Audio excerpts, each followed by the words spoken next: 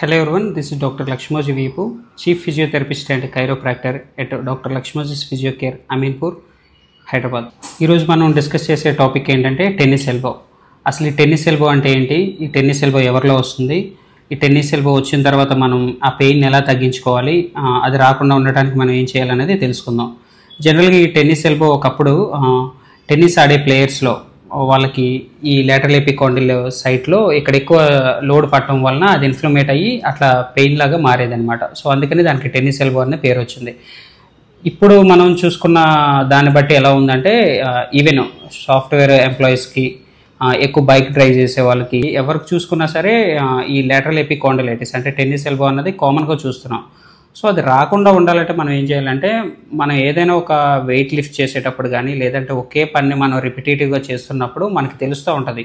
For example అక్కడ ఫలానా దగ్గర నాకు లోడ్ పడుతుంది, సో దాన్ని నేను ప్రివెంట్ చేసుకోవాలి, దాన్ని అడ్డుకోవాలి నేను అని చెప్పేసి మనం కొంచెం దాన్ని అవాయిడ్ చేస్తూ అక్కడ లోడ్ పడకుండా ఉండడానికి మనం దానికి స్కోప్ ఇవ్వాలి. అట్లా కాకుండా లేదు లోడ్ పడుతున్నా సరే నాకు ఈ పని కంప్లీట్ అయిపోవాలి అని కనుక అనుకుంటే కనుక ఖచ్చితంగా అది రోజుల తరబడి లోడ్ పడుతూ ఆ లేటరల్ ఎపికాండిలైటిస్ అన్న లేటరల్ ఎపికాండిల్ దగ్గర మనకి ఆ లోడ్ అనేది పడి అక్కడ ఉన్న ఏరియా ఏదైతే ఉందో అది మనకి ఇన్ఫ్లమేట్ అవుతుంది. అట్లా ఇన్ఫ్లమేట్ అవ్వడం వల్ల మనం ఏం చేసినా, లైక్ ఈవెన్ వాటర్ బాటిల్ పట్టుకొని వాటర్ తాగినా, లేదంటే ఫోను వాడుతున్నా, బైక్ డ్రైవ్ చేస్తున్నా, ఫర్ ఎగ్జాంపుల్ సమ్ ఆబ్జెక్ట్ ఏదైనా ఒక 1 kg ఇలా లిఫ్ట్ చేసినా కూడా మనకు పెయిన్ వస్తూ ఉంటుంది.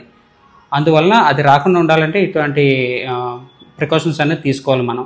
ఇది వచ్చిన తర్వాత ట్రీట్మెంట్ ఏముంటుంది అంటే కనుక మెడికల్ మేనేజ్మెంట్లో మనం ఇన్ఫ్లమేషన్ అది తగ్గించడానికి ట్యాబ్లెట్స్ పెట్టవచ్చు, పెయిన్ తగ్గించడానికి ట్యాబ్లెట్స్ పెట్టుకోవచ్చు. కానీ పూర్తిగా తగ్గాలి అంటే కనుక మనం ఫిజియోథెరపీలో మంచి అడ్వాన్స్డ్ టెక్నిక్స్ ఉన్నాయి. పెయిన్ తగ్గడానికి కైనీషియో టేపింగ్ అంటారు, ఎలక్ట్రోథెరపీలో చూసుకున్నట్టయితే అల్ట్రాసౌండ్ థెరపీ అంటారు. అండ్ పెయిన్ కొంచెం కంట్రోల్ అయిన తర్వాత మనం దానికి ప్రాపర్గా రిహాబ్ ప్రోటోకాల్ అనేది, టెన్నిస్ ఎల్బో ప్రోటోకాల్ అనేది ఒకటి ఉంటుంది. అది కనుక మనం పెట్టి ఎక్సర్సైజులు అనేవి బాగా చేసుకుంటే చుట్టుపక్కల ఉన్న మజిల్స్ అన్నీ మనకి స్ట్రెంథెన్ అయ్యి దానిపైన లోడ్ తగ్గించి మనకు మళ్ళీ అటువంటి కండిషన్స్ రాకుండా ఉండడానికి హెల్ప్ చేస్తుంది అనమాట.